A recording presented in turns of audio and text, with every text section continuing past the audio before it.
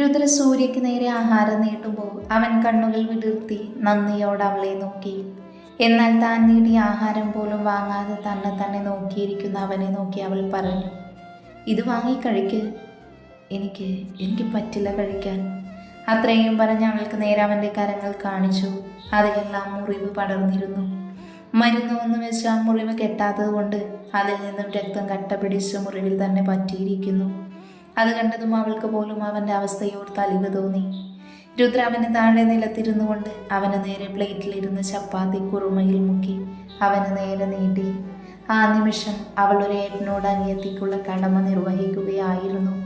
അവൾ അത് അവൻ്റെ നേർക്ക് നീട്ടിയിട്ടും കഴിക്കാതിരിക്കുന്നത് കണ്ടതും രുദ്ര പറഞ്ഞു, എന്താലോചിച്ചിരിക്കുക ഏട്ടൻ, കഴിക്ക്. അത്രയും പറഞ്ഞ് സ്നേഹത്തോടെ അവൾ ആഹാരം നീട്ടിയതും അവൻ പോലും അറിയാതെ വാ തുറന്നു നൽകി. അവൾ ഓരോ ഉരുളയായി നീട്ടുമ്പോഴും ഇടയ്ക്ക് വെള്ളം ചുണ്ടോട് ചേർത്ത് വെച്ച് കൊടുക്കുമ്പോഴും അവൻ ആർത്തിയോടെ അതെല്ലാം സേവിച്ചിരുന്നു. ഒപ്പം അവളെ തന്നെ നോക്കി പുഞ്ചിരിക്കാനും മറന്നില്ല. ഭദ്രയ്ക്കൊപ്പം പ്രണവും സിദ്ധുവും വരുമ്പോൾ കണ്ട കാഴ്ച സൂര്യനെ ഓട്ടുന്ന രുദ്ര. സൂര്യയുടെ കണ്ണുകൾ രുദ്രയിൽ നിന്ന് മാറാതെ അവളെ തന്നെ നോക്കിയിരുന്നു. ഈ സമയം സിദ്ധു മുന്നിലേക്ക് വന്നു മെല്ലെ നിന്നുകൊണ്ട് ഭദ്രയെ പാളി നോക്കി. ഇപ്പൊ പൊട്ടാൻ കണക്കിനിരിക്കുന്ന അവന്റെ മുഖം കണ്ടതും അവന് ചിരിയാണ് വന്നത്.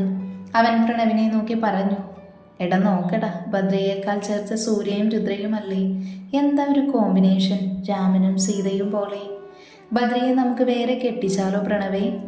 പ്രണവിനെ നോക്കി അവന് മാത്രം കേൾക്കാൻ പാകത്തിന് പറഞ്ഞു വന്നതായിരുന്നു. അവസാനം അത് ഉച്ചത്തിലാവുകയും ചെയ്തു. സിദ്ധു ചിരിച്ചുകൊണ്ട് തിരിയുമ്പോൾ തന്നെ കളിപ്പിൽ നോക്കി നിൽക്കുന്ന ഭദ്രി, ഇപ്പൊ കിട്ടും കോമ്പിനേഷനും ചേർത്ത്. മോൻ തന്നെ കയ്യോടെ ചൂടോടെ അവൻ്റെ കയ്യിൽ നിന്ന് മേടിച്ചു കേട്ടോ. അത്രയും പറഞ്ഞ് പ്രണവ് രണ്ടടി പിന്നിലേക്ക് വെച്ചതും തന്നെ മുന്നിൽ ചക്ക വെട്ടിയിട്ട പോലെ സിദ്ധു വീണു താഴേക്കും. വേറൊന്നും കൊണ്ടല്ല, അവൻ്റെ സംസാരം കേട്ട ഭദ്രി ഒന്ന് കാലുമടക്കി ചവിട്ടി തൊഴിച്ചു സ്നേഹിച്ചതായിരുന്നു. മുന്നിലെ ഒച്ച കേട്ട് അങ്ങോട്ടേക്ക് രുദ്രയ്ക്കൊപ്പം സൂര്യയെ നോക്കി. മുന്നിൽ കലിപ്പിൽ നിൽക്കുന്ന ഭദ്രി, നിലത്ത് കിടക്കുന്ന സിദ്ധു. രണ്ടുപേർക്കും ഒന്നും മനസ്സിലായില്ല എങ്കിലും സിദ്ധുവിൻ്റെ കിടപ്പ് കണ്ടതും രുദ്രയുടെ ചുണ്ടിൽ ചിരി ഉതിർന്നു. അവൻ സൂര്യയുടെ അടുത്തുനിന്നും എഴുന്നേറ്റ് അവർക്കടുത്തേക്കായി വന്നു നിന്നു. ഇതെന്ത് പറ്റിയതാ സിദ്ധുവേട്ടാ? രുദ്ര ചോദിച്ചു. പറ്റിയത് എനിക്കല്ല, നിന്റെ കെട്ടിയോനാ. അവൻ്റെ ഭ്രാന്ത് മൂത്തപ്പോ ഞാനാ ബലിയാടായേ. വീണ്ടും തുറന്നെന്തോ പറയാൻ വന്ന് സിദ്ധുവിന് നേരെ ഭദ്ര തിരിഞ്ഞതും പ്രണവ് വന്ന് അവൻ്റെ വാ പൊത്തി പിടിച്ചുകൊണ്ട് പറഞ്ഞു, ഇനി നീ വാ തുറന്ന ഹർഷനെ തട്ടും മുൻപ് അവൻ നിന്നെ തട്ടും, പറഞ്ഞില്ലെന്ന് വേണ്ട. അത് കേട്ടതും സിദ്ധു ഒന്നടങ്ങി. വേണ്ടി വന്നാൽ അതിനും അടിക്കാത്തവനാണ് ഭദ്രയെന്ന് അവൻ അറിയാമായിരുന്നു. അതുകൊണ്ടൊന്നും മിണ്ടാതെ പ്രണവ് നീട്ടിയെ കൈ പിടിച്ചെഴുന്നേറ്റ് നിൽക്കുമ്പോൾ തന്നെ രുദ്രയ്ക്ക് ഒരുവിധം കാര്യങ്ങൾ അവിടെ നടന്നത് മനസ്സിലായിരുന്നു. അതോർത്തപ്പോൾ അവളുടെ ചുണ്ടുകളിൽ ചെറുപുഞ്ചിരി ഉതിർന്നു. എന്നാൽ അപ്പോഴും ഭദ്രയുടെ മുഖം അങ്ങനെ തന്നെ ഇരുന്നു. ഞങ്ങൾ വരും നിന്റെ അമ്മയുടെ കൂടെ കണ്ടുപിടിച്ച ശേഷം, എന്നിട്ട് നിന്നെ ഇവിടെ നിന്ന് കൊണ്ടുപോയിരിക്കും. അതുവരെ ഹരീന്ദ്രൻ അറിയാതെ നിനക്കുള്ള ആഹാരം മറ്റും ഇവർ എത്തിച്ചിരിക്കും. അത്രയും പറഞ്ഞ് ഭദ്രി പിന്തിരിഞ്ഞു പോകുമ്പോൾ സൂര്യ അവന് നേരൊരു ചിരിയോടെ യാത്ര പറഞ്ഞു പോകാൻ നിന്ന രുദ്രയോടായി പറഞ്ഞു, മറക്കില്ല ഈ ഉപകാരം. എൻ്റെ ഈ അവസ്ഥയിൽ ആഹാരം പകർന്നു നൽകാൻ തോന്നിയ തൻ്റെ ആ ഒരുപാട് നന്ദി. എൻ്റെ ജീവനുള്ള കാലം വരെ ഒരിക്കലും മറക്കില്ല സൂര്യ തന്നെ. അത്രയും പറഞ്ഞിട്ട് അവൻ രുദ്രയോടായി ചോദിച്ചു, തൻ്റെ പേര് പറഞ്ഞില്ല, ഇനി കാണുമ്പോൾ ഓർത്തു വയ്ക്കാലോ. അതിനുള്ള ഉത്തരം ഭദ്രയാണ് നൽകിയത്. അവളുടെ പേര് രുദ്ര ബദ്രിനാഥ് എന്നാണ്. ഈ ബദ്രിനാഥ് എന്ന എൻ്റെ മാത്രം ഒരേ ഒരു ഭാര്യ. അത്രയും പറഞ്ഞ് അവളെ അവനിലേക്ക് മാത്രമായി ചേർത്ത് പിടിച്ചുകൊണ്ട് അവിടെ നിന്ന് പുറത്തേക്ക് പോകുമ്പോൾ സൂര്യയുടെ ചുണ്ടിൽ ഒരു പുഞ്ചിരി ഉതിർന്നു. തിരിച്ച് ഹരീന്ദ്രൻ പൂട്ടിയിട്ടിരുന്ന പോലെ തന്നെ പൂട്ടിയ ശേഷം ആ കീകളുടെ മൊത്തം ഡ്യൂപ്ലിക്കേറ്റ് ഉണ്ടാക്കാൻ വേണ്ടി എല്ലാം പതിച്ചെടുത്ത ശേഷം തിരികെ അവ ഇരുന്നത് പോലെ ഹരീന്ദ്രന്റെ റൂമിൽ വെച്ച ശേഷം രുദ്രയെ നോക്കി സിദ്ധു പറഞ്ഞു, എന്നാ രുദ്ര, ഇനി ഡോർ അടച്ചു കിടന്നു, ഞങ്ങൾ ഇറങ്ങുവാ. അപ്പോഴേക്കും അവൾ ഭദ്രയെ ഒന്ന് നോക്കി. ഭദ്രയെ അവരെ നോക്കി പറഞ്ഞു, നിങ്ങൾ ചെല്ല്, ഞാൻ വന്നോളാം. അതെങ്ങനെ ശരിയാവും? നമ്മൾ ഒരുമിച്ചല്ല ഇങ്ങോട്ട് വന്നത്, അപ്പം പിന്നെ തിരിച്ചു പോകുമ്പോഴും അങ്ങനെ മതി, സിദ്ധു പറഞ്ഞു. അതെ, നീ ഇങ്ങോട്ടൊന്നും പറയണ്ട, പറയുന്നത് അങ്ങോട്ട് കേട്ടാൽ മതി. അത്രയും പറഞ്ഞ് ഭദ്ര പ്രണവിനെ നോക്കി പറഞ്ഞു, നീ ഇവനെയും കൂട്ടി ചെല്ല്, ഞാൻ വരാം കുറച്ചു കഴിഞ്ഞാൽ. ഭദ്ര അത് പറയുമ്പോൾ സിദ്ധു വീണ്ടും എന്തോ പറയാനായി വാ തുറന്നതും അവൻ്റെ വാ പൊത്തിക്കൊണ്ട് പ്രണവ് പറഞ്ഞു, ഇനി വാ തുറന്ന നിന്റെ മണ്ടക്കിട്ട് തരും ഞാൻ. അത്രയും പറഞ്ഞ് അവന് നേരെ പല്ല് കടിച്ചുകൊണ്ട് അവനെയും കൊണ്ട് പ്രണവ് പോയിരുന്നു. ഈ സമയം ബദ്രി രുദ്രയെ നോക്കാതെ അവിടുത്തെ ബെഡിലായി വന്നിരുന്നു. അവൾ അവനെ ഒന്ന് പാളി നോക്കിയ ശേഷം മെല്ലെ ബദ്രിക്കരികിലായി വന്നിരുന്നു. എന്നാൽ ബദ്രിയുണ്ടോ അവളെ ഒന്ന് നോക്കുക പോലും ചെയ്യാതെ ആ ഇരിപ്പ് തന്നെ ഇരുന്നു. അവൾ മെല്ലെ കുറച്ചുകൂടെ അവനിലേക്ക് ചേർന്നിരുന്നു കൊണ്ട് അവൻ്റെ കവളിലായി അമർത്തി ചുംബിച്ചു. ഒപ്പം അവൻ്റെ മറുകവളിലും അവൾ വീണ്ടും ചുംബിച്ചു. അവനിൽ നിന്നും അടർന്നു മാറി ഒരു ചിരിയോട് അവനെ നോക്കുമ്പോൾ ഇപ്പോഴും ഭാവവ്യത്യാസമില്ലാതെ ബദ്രി അതേ ഇരിപ്പിരുന്നു. രുദ്ര പിന്നെ അവനെ നോക്കാതെ അവിടെ നിന്നും എഴുന്നേറ്റ് പോകാനാഞ്ഞതും അവൻ അവളിലേക്ക് അവൻ്റെ കവൾ ഭാഗം അടുപ്പിച്ചുകൊണ്ട് വന്നു. അവൻ്റെ വാശി വിട്ട് ഉമ്മ ചോദിക്കാൻ തയ്യാറല്ലാത്തത് കൊണ്ട് അവൾ സ്വയം അറിഞ്ഞ് ഉമ്മ കൊടുക്കാൻ വേണ്ടി തന്നെ ചെയ്തതായിരുന്നു അങ്ങനെയൊന്ന്. അവൾ അവനെ ഒന്ന് പുഞ്ചിരിയോടെ നോക്കിക്കൊണ്ട് അവിടെ നിന്നും എഴുന്നേൽക്കാൻ നിന്നതും ബദ്രി അവളെ പിടിച്ച് കട്ടിൽ കിടത്തിയ ശേഷം അവൾക്ക് മീതെ ഇരു സൈഡിലും കരങ്ങൾ ഊന്നി നിന്നുകൊണ്ട് അവളെ ഒന്ന് കടുപ്പിച്ചു നോക്കി. പിന്നെ അവൾക്ക് ഭാരം തോന്നാത്ത വിധം അവൻ്റെ ശരീരം അവൾക്ക് മീതെ ചായച്ചുകൊണ്ട് അവളുടെ കവിളിൽ അവൻ കടിച്ചു. ശക്തിയായി വേദന കൊണ്ട് അവൾ നിലവിളിക്കാൻ തുടങ്ങിയതും അവളുടെ ചുണ്ടുകളെ അവൻ ഞെരിച്ചുകൊണ്ട് അവൻ്റെ കരങ്ങളിലാക്കി. ഒപ്പം അവളുടെ കവിളിൽ നിന്നും മാറി അവൻ പിടിച്ച അവളുടെ ചുണ്ടിൽ അമർത്തി കടിച്ചു. എന്നിട്ട് പറഞ്ഞു, നിന്റെ കരങ്ങളിൽ ബദ്രിയുടെ ഊട്ടാനും ഉറക്കാനും തലോടാനും ഉള്ളതാണ്, അല്ലാതെ മറ്റാരെയും ഊട്ടാനുള്ളതല്ല. അതുപോലെ നിന്റെ കണ്ണുകളിലെ നോട്ടം അതും എനിക്ക് മാത്രമുള്ളതാ. അതുകൊണ്ട് ഇനി മേലിൽ എവനെങ്കിലും ഊട്ടാൻ നിന്നാലോ നോക്കാൻ നിന്നാലോ ഇപ്പൊ തന്നതിലും ശക്തി കൂടിയ ശിക്ഷയായിരിക്കും ഞാൻ തരുന്നത്, മനസ്സിലായോ? അതിനവൾ അവനെ നോക്കി ചുണ്ടുകൾ കൂർപ്പിച്ച് അതേന്ന് തലയാട്ടിയതും അവൻ അവളെ നോക്കി പറഞ്ഞു, നീ എന്നെ വഴിതെറ്റിച്ചേ അടങ്ങൂ. അത്രയും പറഞ്ഞ് അവളുടെ ചുണ്ടിലേക്ക് അവൻ ആഴത്തിൽ പ്രവേശിക്കുമ്പോൾ അവൾ അവനെ അവളിലേക്ക് വലിച്ചടിപ്പിച്ചു. അവൻ്റെ ചുംബനത്തിനൊപ്പം അവളും അവനെ അതുപോലെ ചുംബിക്കാൻ തുടങ്ങി. നാഗങ്ങളെ പോലെ അവരുടെ നാവും ചുണ്ടുകൾ കെട്ടു തീർക്കുമ്പോൾ അതുപോലെ അവരുടെ കാലുകളും പിണഞ്ഞുകെട്ടി. അവൾക്ക് മീതെ കിടന്ന് ചുംബന കൊടുമുടിയിലെത്തിയതും വീണ്ടും അവളെയും കൊണ്ട് മറിഞ്ഞ് അവളെ അവന് പുറത്താക്കി ചുംബിക്കാൻ തുടങ്ങി. ചുംബനത്തോടൊപ്പം ആ രണ്ടു ശരീരങ്ങളിലെയും വസ്ത്രങ്ങൾ അഴിഞ്ഞു മാറി. ഒപ്പം അവളിലെ മാറിൽ നിന്നും തേൻ നുകർന്നുകൊണ്ട് ഒരു ചെറുനോവിലൂടെ അവളുടെ ശരീരത്തിൽ അവനൊന്ന് ഉയർന്നു പൊങ്ങി. അപ്പോഴെല്ലാം അവളുടെ എങ്ങലും ശീൽക്കാര ശബ്ദങ്ങളും ആ റൂമിൽ മാത്രമായി പ്രതിധ്വനിച്ചു.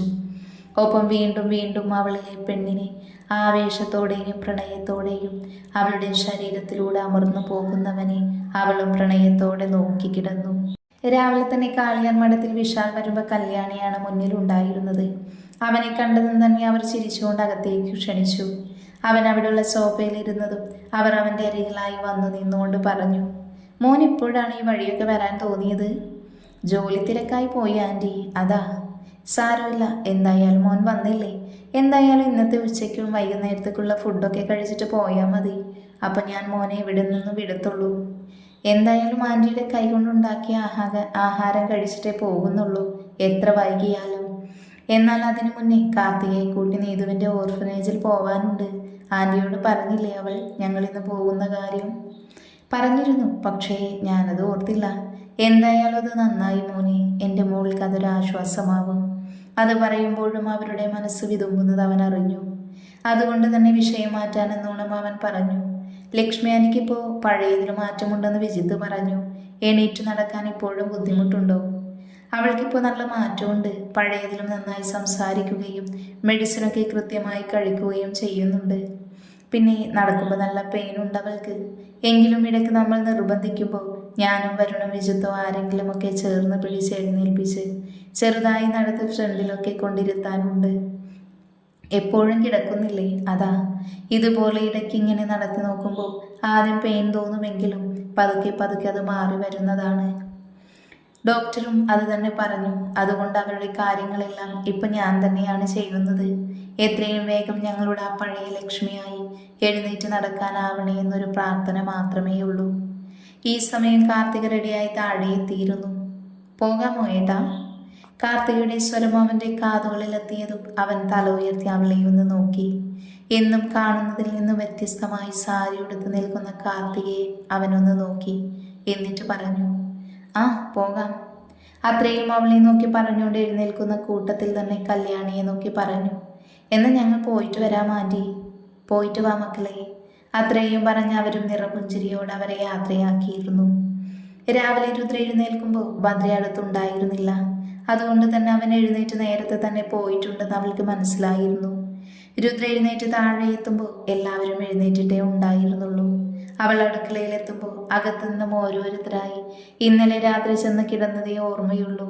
രാവിലെ എണീറ്റപ്പോൾ തൊട്ട് തലയ്ക്ക് നല്ല ഭാരമുണ്ടെന്നും എല്ലാവരും ഒരുപോലെ ഇങ്ങനെ ഇത്രയും വൈകി ഉറങ്ങിപ്പോയി എന്നുള്ള സംശയത്തിൻ്റെ കെട്ടുകൾ കൊണ്ടുള്ള സംസാരവുമായിരുന്നു അവിടെ. രുദ്രയെ വാതിൽക്ക് നിൽക്കുന്നത് കണ്ട് മായ അടുത്ത് വിളിച്ച് അവളോട് മോള് താമസിച്ചോ എണീക്കാൻ, തലവേദനയുണ്ടോ എന്നൊക്കെ ചോദിക്കുമ്പോൾ അവൾ എല്ലാറ്റിനും അതേന്ന് പറഞ്ഞ് തലയാട്ടി. ഒരുവിധം അവിടെ നിന്നും തടി തപ്പി മുന്നിലേക്ക് വരുമ്പോൾ ദേ നിൽക്കുന്നു കല്ലു, അതും തലയും തടവി എങ്ങോ കിളി പോയിരിക്കുന്ന ഒന്നിനെ പോലെ. അതും ഉറക്കത്തിൽ നിന്ന് എഴുന്നേറ്റ് വന്ന അതേ കോലത്തിൽ. രുദ്ര അവൾക്കടുത്തേക്കായി ചെന്ന് തലക്കിട്ടൊരു തട്ടു കൊടുത്തുകൊണ്ട് അവളുടെ അടുത്തായി തന്നെ ഇരുന്നു. ഒപ്പം അവളെ നോക്കി ചിരിച്ചുകൊണ്ട് ചോദിച്ചു, എന്താ പെണ്ണെ, വന്നുള്ള ബോധവും പോയോ നിന്റെ? അവൾ വേഗം രുദ്രയെ തലക്കിട്ട് തട്ടിയ ഭാഗത്ത് തിരുമ്മിക്കൊണ്ട് അവളെ നോക്കി പറഞ്ഞു, ഇന്നലെ എനിക്ക് 8:35 വരെ കുഴപ്പമില്ലായിരുന്നു. എന്നാൽ 8:40 എനിക്കെന്തോ പറ്റി. അതെന്തെന്ന് എത്ര ആലോചിച്ച് നോക്കിയിട്ടും പിടികിട്ടുന്നില്ല. അത് തലയ്ക്ക് അകത്ത് ആൾ താമസമില്ലല്ലോ, അതാ അങ്ങനെ. ചെന്നടിച്ച് നനച്ച് കുളിക്ക് പെണ്ണെ, അപ്പം എല്ലാം ശരിയാവും. ഓ, അപ്പം കുളിച്ചാൽ തലയിൽ ആൾ താമസം ഉണ്ടാവുമോ? ഈ പെണ്ണിൻ്റെ ഒരു കാര്യം, ഇതിനോട് സംസാരിക്കാൻ വന്ന എന്നെ വേണം ആദ്യം തള്ളാൻ. അത്രയും പറഞ്ഞ് രുദ്ര അവിടെ നിന്ന് പോകുമ്പോഴും കല്ലു അവിടെ അങ്ങനെ തന്നെ ഇരുന്നു. നീതുവിൻ്റെ ഓർഫനേജിൻ്റെ മുന്നിൽ വന്നു നിന്നതും അവളുടെ ഹൃദയം വല്ലാതെ പിടയ്ക്കാൻ തുടങ്ങി. അവൾ അകത്തേക്ക് പോകാൻ കഴിയാതെ അവിടെ തന്നെ നിന്നുപോയി. വിശാൽ അവൾക്കടുത്തേക്കായി വന്നു നിന്നുകൊണ്ട് ചോദിച്ചു, എന്തേ ഇവിടെ തന്നെ നിന്നു കളഞ്ഞത്? അകത്തേക്ക് കയറണ്ടേ? എന്തോ എനിക്ക് പറ്റാത്തതുപോലെ. നമുക്ക് തിരിച്ചു പോകാൻ വേണ്ട. തിരിച്ചു പോകാമെന്നോ? അപ്പോൾ ഇതിനു വേണ്ടിയിട്ടാണോ നമ്മൾ ഇത്രയും ദൂരം വന്നത്? അവളൊന്നും മിണ്ടാതെ നിന്നു. നോക്ക് കാർത്തിക, ഞാൻ തന്നോട് നേരത്തെ പറഞ്ഞതാണ്, വെറുതെ കഴിഞ്ഞത് ഓർത്തിരിക്കരുത്. കഴിഞ്ഞത് കഴിഞ്ഞു, ഇനി അതേപ്പറ്റി ഓർത്ത് വിഷമിക്കരുത്. നീയും ഇങ്ങനെ വിഷമിച്ച് നിന്ന് അവിടെയുള്ളവരുടെ അവസ്ഥ ഒന്ന് ആലോചിച്ച് നോക്ക്. അവർക്ക് എന്തുമാത്രം സങ്കടമുണ്ടാകും. അവർ പൊന്നുപോലെ ഇവിടെ വളർത്തിക്കൊണ്ടു വന്ന ഒരുവളെ നഷ്ടമാകുമ്പോൾ അവളെ സ്നേഹിച്ച എല്ലാ അമ്മമാരുടെ അവസ്ഥ എന്തായിരിക്കുമെന്ന്. എന്തുമാത്രം നേർന്നുണ്ടാവും അവരൊക്കെ. എന്നിട്ടും അവർ തരണം ചെയ്തു നിൽക്കുന്നില്ലേ? അപ്പം പിന്നെ നിനക്ക് മാത്രം എന്താ? ഞാൻ പറയാനുള്ളത് പറഞ്ഞു, ഇനി നീ തന്നെ എല്ലാം ആലോചിച്ച് ചെയ്യ്. അകത്ത് പോകണമെന്നാണെങ്കിൽ അങ്ങനെ, ഇല്ലെങ്കിൽ വീട്ടിലേക്കാണെങ്കിൽ അങ്ങനെ തന്നെ. എങ്ങോട്ടായാലും ഞാൻ കൂടെ ഉണ്ടാവും, പോരെ? അത്രയും പറഞ്ഞ് വിശാൽ അങ്ങോട്ടേക്ക് മാറി നിന്നതും കാർത്തിക പറഞ്ഞു, നമുക്കകത്തേക്ക് പോകാം ഏട്ടാ. അത് പറഞ്ഞത് വിശാൽ അവളെ നോക്കി ചിരിച്ചുകൊണ്ട് അവൾക്കൊപ്പം അവനും അകത്തേക്ക് നടന്നു. അപ്പവും നീരവും രണ്ടും കൽപ്പിച്ച് ഋഷിയോടെല്ലാം തുറന്ന് പറയുമ്പോൾ മഞ്ജു അന്തം വിട്ട് രണ്ടുപേരെ നോക്കുന്നുണ്ടായിരുന്നു. എന്നാൽ ഋഷിക്കും ഒപ്പം നിന്ന അമ്മുവിനും യാതൊരു മാറ്റവും ഉണ്ടായില്ല. ഋഷി ഞങ്ങളോട് ക്ഷമിക്കുന്നേ, നീ എങ്ങനെ പ്രതികരിക്കുമെന്ന് അറിയാത്തത് കൊണ്ടാണ് ഞാനും ഇവളും നിന്നിൽ നിന്നും ഇത്രയും നാളും ഇത് മറച്ചു വെച്ചത്, നീരവ് പറഞ്ഞു. എങ്കിൽ പിന്നെ ഇനിയും അങ്ങനെ ആവാമായിരുന്നില്ലേ? എന്തിനാ ഇപ്പം എന്നോട് വന്ന് ഇതെല്ലാം പറഞ്ഞത്? ഋഷി, നിനക്കിഷ്ടമില്ലാത്തിടത്തോളം ഈ ബന്ധം ഒരിക്കലും നടക്കില്ല, പോരെ? അപ്പു പറഞ്ഞു. നീ എന്താ വലിയ ത്യാഗിയാവാൻ പോകുന്നു? പറയടി, എനിക്ക് വേണ്ടി ത്യാഗിയാവാൻ പോകുന്നോന്ന്? അപ്പു ഒന്നും മിണ്ടാതെ മൗനം പാലിച്ചു നിന്നു. ഇത്രയും വർഷം സ്നേഹിച്ചവനെ എനിക്കിഷ്ടമല്ലെന്ന് പറഞ്ഞ നീ ഉപേക്ഷിക്കുമോ? എങ്കിൽ പിന്നെ എന്തിനാ ഇവനെ സ്നേഹിച്ചേ? അതും ഞാൻ എതിർക്കുമെന്ന് ഉറപ്പുണ്ടെങ്കിൽ അപ്പോൾ ഇവനോടുള്ളത് ആത്മാർത്ഥ പ്രണയമായിരുന്നില്ലേ നിനക്ക്? പറ അപ്പു, ആത്മാർത്ഥ പ്രണയമായിരുന്നില്ലേന്ന്? എനിക്കവൻ എൻ്റെ ജീവനേക്കാളേറെ ഇഷ്ടമാണ്. അവനല്ലാതെ മറ്റൊരാളെ സങ്കല്പിക്കാൻ പോലും എനിക്കാവില്ല. അങ്ങനെ വന്നാൽ പിന്നെ ഈ അപ്പു ഉണ്ടാവില്ല. പക്ഷെ എനിക്ക് ആരെയും നഷ്ടപ്പെടുത്തി ഒന്നും നേടണമെന്നില്ല. എനിക്കിപ്പോൾ ഉള്ളതുപോലെ എല്ലാവരും എനിക്കൊപ്പം വേണം. അപ്പോഴേക്കും അവളുടെ കണ്ണുകൾ ഇറനണിഞ്ഞു. നിനക്കറിയാലോ അപ്പു, നീയും രുദ്രയും അറിയാത്ത ഒന്നും എൻ്റെ ജീവിതത്തിൽ ഉണ്ടായിട്ടില്ല എന്ന്. ഈ അമ്മുവിനോട് എനിക്കിഷ്ടം തോന്നിയപ്പോൾ ഞാൻ നിങ്ങളോട് തന്നെയല്ലേ ഇവളോടത് തുറന്ന് പറഞ്ഞോട്ടെ, നിങ്ങൾക്ക് ഓക്കെ ആണോ അവളെ ഞാൻ കെട്ടുന്നതെന്ന് ചോദിച്ചതൊക്കെ? അതിനുശേഷമല്ലേ ഇവളോട് ഞാൻ സമ്മതം പറഞ്ഞത് തന്നെ. അപ്പോൾ അങ്ങനെയുള്ള എന്നോട് വേണമായിരുന്നു ഈ ഒളിച്ചുകളി. നിങ്ങളുടെ സന്തോഷം അതല്ലേ ഋഷിയുടെ സന്തോഷം? അവനത് പറയുമ്പോൾ തന്നെ അപ്പു പൊട്ടിക്കരഞ്ഞു പോയി. അമ്മ ഋഷിയെ നോക്കി കണ്ണുരുട്ടിയ ശേഷം അപ്പുവിൻ്റെ അടുത്തായി ചെന്ന് അവളുടെ താടിത്തുമ്പ് പിടിച്ച് അവൾക്ക് അഭിമുഖമായി നിർത്തിക്കൊണ്ട് പറഞ്ഞു, എൻ്റെ അപ്പു അപ്പോഴേക്കും കരയുന്നു. അങ്ങേരെ നിനക്കറിയില്ലേ? കേശവൻ എന്തെങ്ങനെ എപ്പോൾ പറയണമെന്നറിയില്ല. നിനക്കറിയാമോ, ബദ്രിയേട്ടനൊപ്പം സിദ്ധുവേട്ടനും ഞങ്ങളെ കാണാൻ വന്നിരുന്നു. ഒപ്പം നീയും നീരവും ഇഷ്ടത്തിലാണെന്നും അത് എതിർക്കരുതെന്നും അവരുടെയും നമ്മുടെയും കല്യാണം ഒരുമിച്ച് നടത്തണമെന്നൊക്കെ അന്ന് ഈ മുരടൻ സമ്മതിക്കുകയും ചെയ്തു. പക്ഷേ നീയായിട്ട് എപ്പോഴെങ്കിലും വന്ന് പറയുമെന്ന് നോക്കിയിരിക്കുകയായിരുന്നു നിനക്കിട്ടൊരു കൊട്ടു തരാൻ, അറിയുമോ? അത് കേട്ടതും നീരവും അപ്പവും അതിശയത്തോടെ കണ്ണുകൾ വിടർത്തി അവനെ നോക്കുമ്പോൾ ഒരു ചിരിയോടെ ഋഷി പറഞ്ഞു, എനിക്കറിയാമായിരുന്നു നീ ഇത് പറഞ്ഞെപ്പോഴെങ്കിലും എൻ്റെ അരികിൽ വരുമെന്ന്. അപ്പോൾ ഇത്രയും നാൾ എന്നോട് പറയാതെ മറച്ചു വെച്ചതിന് ഒരു കുഞ്ഞു ശിക്ഷ നൽകണമെന്ന് തോന്നി. അതിനു വേണ്ടിയാ ഇത്രയൊക്കെ പറഞ്ഞേ. അല്ലാതെ എനിക്ക് എന്തെതിർപ്പാ, നിന്റെ ഇഷ്ടം തന്നെയായി എൻ്റെയും. അത്രയും പറഞ്ഞ് അവളെ അവനിലേക്ക് ചേർത്ത് പിടിക്കുമ്പോൾ അവൾ അവനെ നന്ദിയോടെ നോക്കി. ഒപ്പം മഞ്ജുവിന് നേരെ തിരിഞ്ഞുകൊണ്ട് ഋഷി പറഞ്ഞു, കണ്ണടച്ച് പാല് കുടിച്ചാലേ ആരും അറിയില്ലെന്ന് കരുതിയോ? ഇവരുടെ കാര്യം പറഞ്ഞ അന്ന് തന്നെ സിദ്ധുവേട്ടൻ നിങ്ങളുടെ കാര്യവും പറഞ്ഞിരുന്നു. ഇവരുടെ എന്ത് കാര്യമാ ഋഷി? എനിക്കൊന്നും മനസ്സിലാവുന്നില്ല, അപ്പു ചോദിച്ചു. ഇവളും സിദ്ധുവേട്ടനും തമ്മിൽ ലവ് ആടി, അത് നമ്മൾ അറിയാതെ, അമ്മ ചാടിക്കേറി പറഞ്ഞു. അതിവളെ ഈയിടെയായി ഒരുങ്ങിയിറങ്ങുമ്പോഴും സിദ്ധുവേട്ടനെ കാണുമ്പോഴുള്ള പരുങ്ങലും നോട്ടവും ഒക്കെ കണ്ടപ്പോൾ തന്നെ ഞാൻ പറഞ്ഞതല്ലേ എനിക്കെന്തോ സംശയമുണ്ടെന്ന് ഇവരുടെ കാര്യത്തിൽ. പക്ഷേ ഞാനതപ്പോൾ കാര്യമാക്കിയില്ലോടി. പിന്നെ സിദ്ധുവേട്ടൻ പറഞ്ഞപ്പോഴല്ലേ സത്യത്തിൻ്റെ കിടപ്പ് വശം മനസ്സിലായത്. അത് പിന്നെ ഞാൻ നിങ്ങളോട് പറയാനിരുന്നതാ, ഒരു പരുങ്ങിയ ചിരി ചിരിച്ചുകൊണ്ട് അമ്മ പറഞ്ഞു. എപ്പോ കെട്ടുകഴിഞ്ഞ ശേഷമോ? അമ്മ ചോദിച്ചു. അതിനവളെല്ലാവരെയും നോക്കി ചമ്മിയ ചിരി ചിരിക്കുമ്പോൾ ഋഷി പറഞ്ഞു, ചമ്മണ്ട, നിന്ന് അധികം വെയിൽ കൊള്ളേണ്ട, എല്ലാവരും പോയി ജോലിയുള്ളത് ചെയ്യാൻ നോക്ക്. ഋഷി അത് പറയുമ്പോൾ പെൺപട മൂന്നും ഒരുമിച്ച് അവിടെ നിന്നും വലിഞ്ഞതും ഋഷി വന്ന് നീരവിൻ്റെ തോളിൽ കൈയിട്ടുകൊണ്ട് പറഞ്ഞു, അപ്പം എങ്ങനെയാളിയാ, നമ്മളും അവർക്ക് പിന്നാലെ ചെല്ലുമല്ലേ? അത്രയും പറയുമ്പോൾ നീരവും അവനൊപ്പം ചിരിച്ചുകൊണ്ട് അകത്തേക്ക് ചെന്നു. മുന്നിലിരിക്കുന്ന മധുരൻ്റെ കാൽപാദങ്ങളിൽ കിടന്ന് തേങ്ങിക്കരയുന്ന കാർത്തിക, ഒപ്പം അവൾക്കിടത്തേക്കായി കണ്ണുനീർ കണങ്ങൾ തൂകി നിൽക്കുന്ന മറ്റ് സിസ്റ്റർമാർ, ഒപ്പം ഇതെല്ലാം കണ്ട് അവർക്കിടത്തേക്കായി തന്നെ നിൽക്കുന്ന വിശാലും. ഈ സമയം ഹർഷന്റെ മരണം ഉറപ്പിക്കാനായി കാറിൽ പോകുകയായിരുന്നു ബദ്രി. മദർ എലിസബത്ത് അവരുടെ കാൽക്കൽ വീണ് കെട്ടിപ്പിടിച്ച് വാവിട്ട് കരയുന്ന കാർത്തികയെ താഴെ നിന്നും എഴുന്നേൽപ്പിച്ച് അവിടെയുള്ള ചെയറിൽ ഇരുത്തി. ഒപ്പം അവരും. അതിനുശേഷം മുന്നിൽ നിൽക്കുന്ന വിശാലിനോടും അവിടെയുള്ള ചെയർ ചൂണ്ടിക്കാണിച്ചുകൊണ്ട് അവിടേക്ക് ഇരിക്കാൻ പറഞ്ഞു. തിരിഞ്ഞവരുടെ പിന്നിൽ നിന്ന് സിസ്റ്റർ മേരിയോടായി പറഞ്ഞു, സിസ്റ്റർ, ഈ കുട്ടിക്ക് കുടിക്കാൻ അല്പം വെള്ളം എടുത്തിട്ട് വരൂ. മദർ പറഞ്ഞതും തന്നെ മേരി സിസ്റ്റർ കാർത്തികയ്ക്ക് വെള്ളവുമായി വന്നു. അവൾക്ക് നേരെ നീട്ടുമ്പോൾ അവൾ വേണ്ടെന്ന് പറഞ്ഞ് കരഞ്ഞുകൊണ്ടിരുന്നു. മദർ വീണ്ടും നിർബന്ധിച്ചതും അവൾ അത് വാങ്ങിക്കുടിച്ചു. എന്നാൽ അപ്പോഴും അവളുടെ കണ്ണുകൾ തോർന്നിരുന്നില്ല. മദർ കാർത്തികയെ നോക്കി പറഞ്ഞു, ഇങ്ങനെ കരഞ്ഞതുകൊണ്ട് പോയവർ തിരിച്ചു വരില്ലല്ലോ. അവരുടെ വേർപാട് തന്നെയാണ്. നീതുവിനെ കരങ്ങളിൽ കിട്ടുമ്പോൾ അവൾക്ക് 3 മാസം പ്രായം. വഴിയോരത്ത് കിടന്ന് കുഞ്ഞിനെ ചില നല്ല മനുഷ്യർ ഇവിടെ ഞങ്ങളെ ഏൽപ്പിച്ചു. നീതുവിനെ കിട്ടുമ്പോൾ അവളേക്കാൾ പ്രായം കൂടിയ മക്കളായിരുന്നു ഇവിടെ കൂടുതലും. അതുകൊണ്ട് തന്നെ ഇവിടുള്ള മറ്റു മക്കൾ അവളെ കുഞ്ഞു പെങ്ങളായി കണ്ട് ഒരുപാട് സ്നേഹിച്ചു. എന്തിനേറെ ഞാനും ഈ സിസ്റ്റർമാർ ഉൾപ്പെടെ എല്ലാവരും ഓരോ രാത്രി മോളെ അവർക്കൊപ്പം കിടത്തി ഉറക്കാൻ മത്സരിച്ചു. ഒരിക്കലും ഞങ്ങൾ ഒരു മക്കളെയും വേർതിരിച്ച് കണ്ടിട്ടില്ല. എല്ലാവരും ഞങ്ങൾക്കൊന്നുപോലെ തന്നെയായിരുന്നു. അതുകൊണ്ട് തന്നെ അവർക്ക് ഉറ്റവരോ ഉടയവരോ ഇല്ലെന്നുള്ള വിഷമം ഉണ്ടാക്കാതെയാണ് നോക്കിയത്. പഠിക്കാൻ മിടുക്കിയായതുകൊണ്ട് തന്നെയാണ് അവൾ ആഗ്രഹിച്ചതുപോലെ അവളുടെ ഉറ്റമിത്രത്തിനോടൊപ്പം തന്നെ ഒരേ കോളേജിൽ അഡ്മിഷൻ വാങ്ങി നൽകിയത്. മോൾക്കൊപ്പം അവൾ സന്തോഷിക്കുന്നതും മോളെ കൂട്ടി ഇവിടെ വന്ന് തങ്ങുമ്പോൾ എല്ലാം അവളുടെ സന്തോഷം, അത് ഞങ്ങളുടെയും സന്തോഷമായി. എന്നാൽ പെട്ടെന്നൊരു ദിവസം നമ്മളെല്ലാം വിട്ട് അവൾ ഒറ്റയ്ക്ക് മറ്റൊരു ലോകത്ത് പോയെന്ന് കേട്ടതും സഹിച്ചില്ല. അവസാന നിമിഷത്തിൽ ഞങ്ങളുടെ നീതുമോളുടെ ശവം പോലും കാണാൻ ആ കഴുകന്മാർ സമ്മതിച്ചില്ല.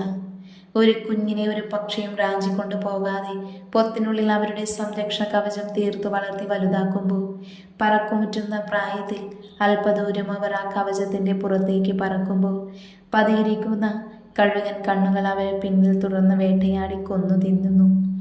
ഞങ്ങളുടെ കവചത്തിന് പുറത്തു പോയതും ഞങ്ങളുടെ കുഞ്ഞിനെ ആ കഴുകന്മാരെ കൊത്തി നുറുക്കി ഭക്ഷിച്ചില്ലേ.